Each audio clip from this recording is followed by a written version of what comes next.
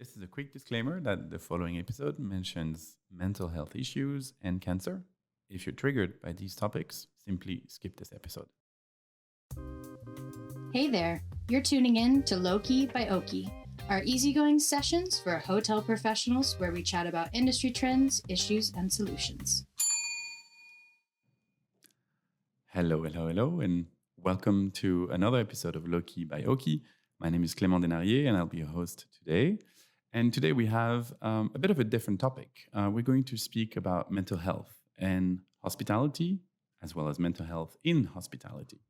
And today I have the pleasure to be joined by Linus Fredberg. Can you maybe take a minute to introduce yourself? Yeah, sure. So my name is Linus Fredberg. I work for Accor, for the Sofitel and M Gallery branch of Accor, and I'm the Regional Director of Revenue for Northern Europe.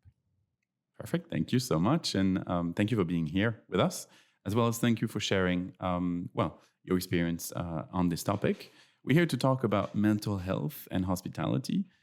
It's not a topic that's really discussed and not really represented enough, in my opinion. It almost feels like a taboo topic in this industry.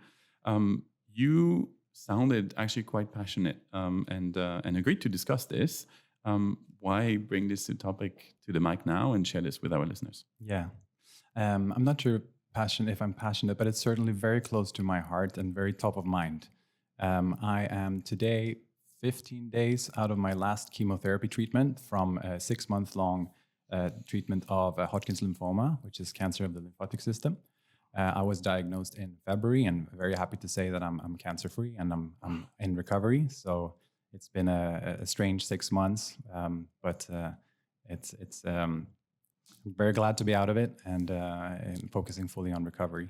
And then on top of that, last year in spring, I was going through a burnout and took some time off work as well to think about my priorities at work and how I see self-worth, if it's connected to my performance at work or if it's how I can move it away from being connected to my performance at work and more centered within myself. So between those two experiences, it's something that's very close to heart and I speak very transparently about because I think it's important to feel more comfortable around these topics, both as someone who's going through it potentially of your listenership, to be more comfortable talking out about it, but also if you know someone, to be more, have a better understanding of what that experience looks like.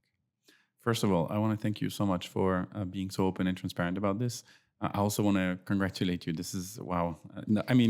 Really, yeah. It is an achievement. It's a battle. It's a fight. Oh yeah. I'm so glad to hear this good news. Going back to this super important topic, which is self-worth and mental health. So important as well in keeping the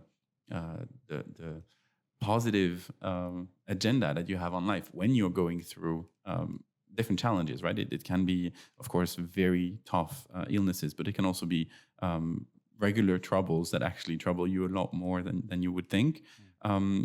What part of specifically hospitality and hotel life do you think make mental health harder topic even to discuss today? Yeah, I think we are very exposed in this industry to mental health issues for various reasons, long and irregular hours, working hours. The pay is sometimes not that great. Just those things alone puts us in a kind of vulnerable situation, socially and personally. Mm-hmm. But also the fact that we're very often, if not always, on stage. We have to play a certain role. We are, smiley, welcoming, at service. Mm-hmm. And many of us are genuinely like this. And that's why we're in this industry, but we're not always like this, right? So then being in situations where we need to express these qualities, and sometimes in a very stressful condition as well, and stressful environment, means that we need to suppress our own needs and mental well-being and suspend it for a moment while we're giving this service to our guests and creating these magical environments. So that means that we are in quite exposed space. Definitely if you're in operations, but even behind the scenes, if you're commercial engineering, whatever it might be, It's still a very fast-moving environment where you're expected to act quickly on things, collaborate a lot, keep a positive attitude. So it's a difficult industry from that perspective. And you also expect it to, of course, be always on and almost always with a smile on, when potentially, indeed, inside, it's not every single day that you have that smile going, but it almost is a synonym to hospitality, that you should at least look that way or pretend that you are that way. Yeah, no, that's it. And a lot of that, of course, is linked to being a great example, right? Especially when you step into leadership position, you expect that of your team. This is literally part of the brand standards, that you should be friendly, welcoming, and of course have that positive attitude. What would you say, and now we're going very specific on maybe tactical signs that a leader would be able to also feel that something isn't completely right with some of their team members, some of their colleagues, some of their peers. How would you say are ways that you could find that a person is potentially going through something a little bit more than another? Yeah. The beautiful thing about this world is that we're all different, but it also makes this question quite tricky, because we're all reacting differently to the same situation. But if we, just to mention two ways that people could react that I've seen myself, is either someone is, you can see it in their performance declining. And I would say a bad leader would then pester them about the performance and hold them accountable and push them. Primarily without doing anything else. I would say that's bad leadership. We still need to do these things, but I think we need to understand what's behind. So that would be a sign of someone potentially struggling with something on their personal side or at home. So if that's happening, it's great to open up a question and saying, how are things at home, or are you doing okay? Sometimes they don't want to open up, but just to mention one sign. Another sign that I see quite regularly with my ambitious colleagues, and it was the same with myself, is when you hear the words, I'm falling behind, or I haven't done what I expected, or I need to work on the weekend, or things like this, but you're seeing that their performance is fine. That is an indication that they're taking things on to prove to everyone else that they're up to a certain standard that they have set themselves. So between performance slipping being one, and them expressing that they're behind when they're actually not, I think those are two good red flags to keep a look out for. And I think you mentioned there something that's very important. It's also from a leader perspective then giving a platform, giving a possibility to speak about this, but in no way forcing the other person to share, right? It's also very important that people kind of speak on their own terms, if they're ready, when they're ready, rather than kind of a prying manager that says, hey, are you sure you're doing okay? Because maybe you don't seem that way. Yeah, no, for sure. I think the people that we're talking to are different, but we are also different, right? So the approach that I'm about to suggest right now might not work for everyone. But with someone that likes to be transparent, this conversation being an example of that, I find that creating that environment and leading by example helps people opening up. When I've been talking about my cancer diagnosis, I've heard so many people talk about their cancer experience from themselves or someone in the family, which is a topic that hasn't come out when we've just been talking usually. So if you feel that someone is struggling with mental health, it could be an option to somehow open up about your mental health issues in a discreet way and seeing if they bite, so to speak. That was the case for me last year when I spoke about taking time off and burning out. Two of my colleagues came out with similar concerns that I had no idea about, but I created that environment by talking about my own experiences. So that could be one way to open up or create the environment where they can open up without forcing them. Yeah, the safe space that allows for people to open up, and also hopefully open up early enough that they recognize the signs themselves. Yeah. Hey, this is and going too far. And then you're two human beings talking about how you're dealing with a particular issue. For me, it helped to do this, or I've heard someone do this. And so you mentioned, obviously, success, and you've mentioned targets, and you're in a commercial role, in a commercial team, in a commercial company. So obviously progress and results are very important.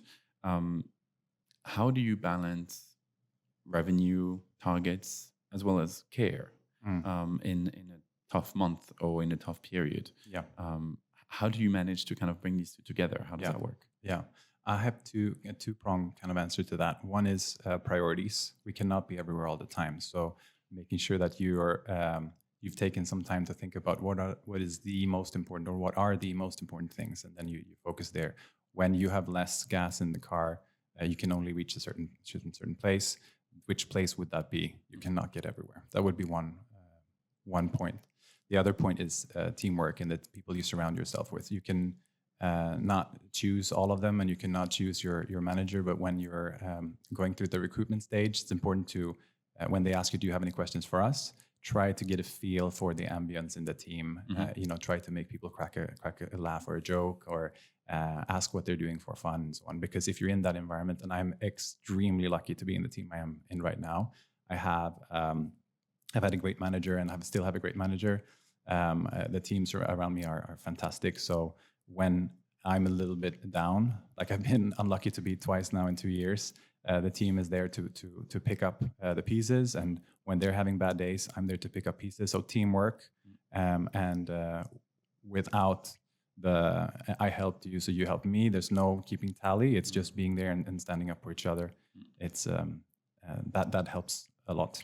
Yeah, true support, and probably for you to know that you have it. Yeah. Right? That already is a great relief. Yeah, it's a bit hard to get to that place, but if keeping that in mind and that being the goal, we hopefully can get closer to that. Sounds like you're in a lucky place as well. Very much so. Yeah. Very much so. That's amazing. All right. One boundary and one habit that protect your energy at work. What would that be? I kind of touched on it a little bit earlier, I think. I think the things I'm going to give you are both Outlook related. One thing is there's this feature in Outlook that will block focus time for you. You say that I need 2 hours every day of just me working. Otherwise, if you're one of those people that are in an environment where people like to have meetings, that your calendar will fill up quickly, and you end up coming in the morning, leaving, and not having done anything. You've just been in meetings. So blocking times for yourself is a really good boundary and habit, I suppose. And then also to change your mindset about your inbox. That flagging things on your inbox, I did for years, 10 years or so. And if you have that approach, you will never reach inbox zero. You will never get through everything, because there's small and big things that will just be sitting there. So again, that list of priorities is so key. An inbox, think about that as the mailbox when you grow up in your house. You go check it in the morning and you check it in the evening. You can check it a few more times a day, but you're checking what's in the mail. That is not your to-do list. You are senior enough to know what is important. Those are your to-dos. You can check your inbox then to see how you're at where you're at with some initiatives. There might be some things that are coming in that will be added to your priority list, but you are deciding where you want to focus your attention. Your inbox does not decide where you focus your attention.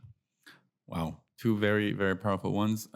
Outlook related, as in Microsoft Outlook, obviously. Yes. But I love that second one there. Put the mailbox back as a mailbox, and not a to-do list. Yeah. Take control of your time as well. All right. So you mentioned it yourself. You went through, on your own words, 2 tough years. I think that's a pretty gentle way of saying it too. And now it is, in your own words too, blue skies ahead. Yeah. Amazing once more. What does that look like for you now? Well, personally, 6 months of chemotherapy.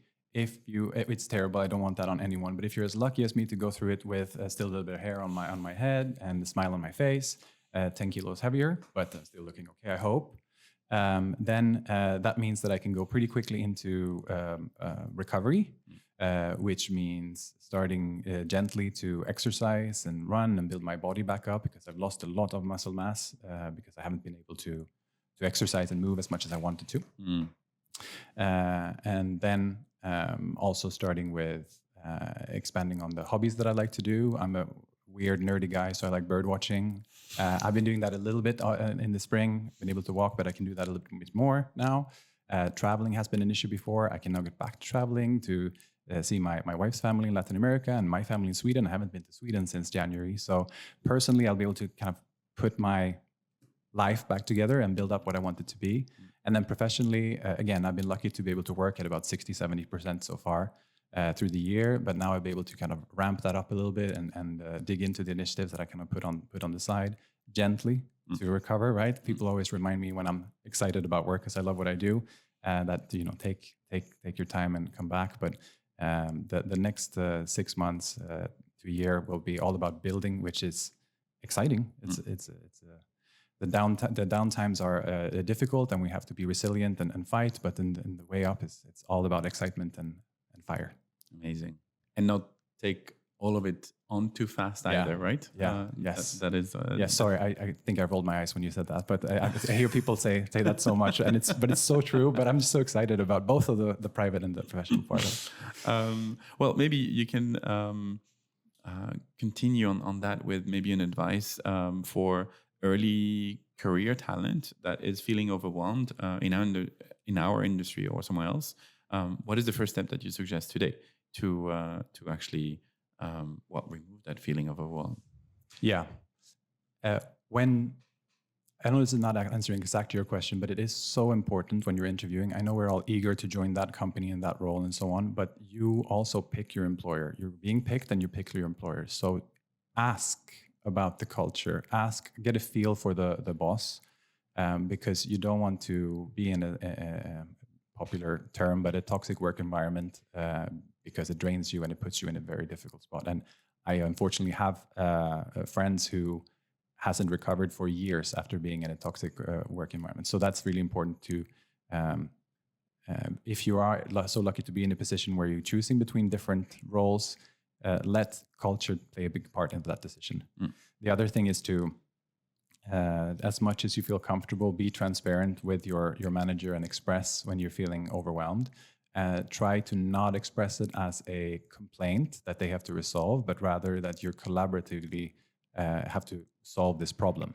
Otherwise, I'm not sure if I can keep up with it. I don't feel like I'm happy going to work, and then together you would work on a solution. Because no manager likes to be handed a problem. You'd rather be handed a proposal for a solution. But when your mental health is not great, you might not be at the point where you can do that, but at least try to approach it as a collaborative problem. Very, very powerful. Maybe last message that you want to share. One message, one point that you want every hotel leader to hear. Okay, this might be a little bit long, but I promise it's worth it. When I was going through chemo, I had a consultation with a great doctor, and he was telling me about an acronym that's MEX doctors, so Mexican doctors, but MEXDRS. Because we were asking, how can you avoid getting cancer, which everyone wants to know, and no one has the answer. But he was saying, I'll give you this acronym of this 6 things. So pen and paper, ready? Mm-hmm. So MEX doctor, first M is meditate, right? So to make sure to take time to reflect.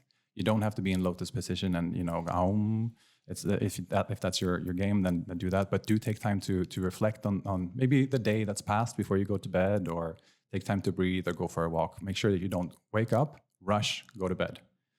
Meditate. 2, E, exercise.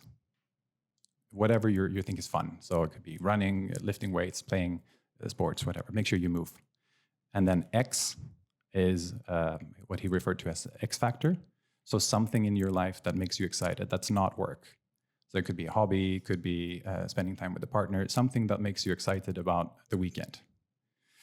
MEX. D, diet.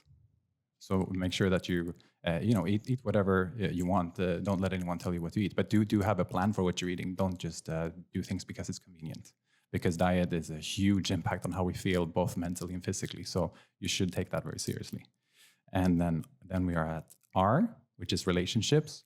So that could be with your partner or your family. Having healthy relationships has a direct impact on your health as well. I'm not a medical professional at all, but this is what I've been told. And if you're in an environment where you don't feel like you can trust people, you have no one to fall back on to get that support. So that's a key one. And then the last one is S, so sleep. Make sure that you are prioritizing your sleep. You're not compromising on your sleep. Sometimes when we travel or have something, that could be 1 or 2 nights, that's okay.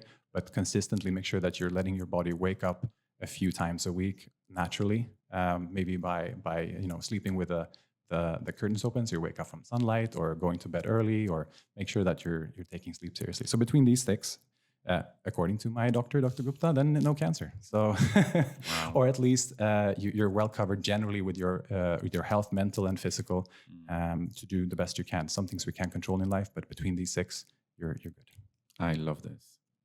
Mex doctors. All right, time's up. Thank you so very much from the bottom of my heart, Linus, for being so open, transparent with us, for sharing, all of the toughness, but also all the success, and actually the blue skies ahead Yes. that are in front of us. Yeah. We have time for shameless plug. So this is going to be a different one, maybe. Yeah. But please. Yeah, I want to recommend really and give a shout out to the online therapy apps that are out there. BetterHelp being the biggest one probably. But there's also InstaHelp is the one that we're working with, actually, with the company I'm with. I've asked my HR department if we have any resources, and sometimes your company is working with one of these companies, so you could ask your HR department. But if they're not, then BetterHelp is one of the bigger ones.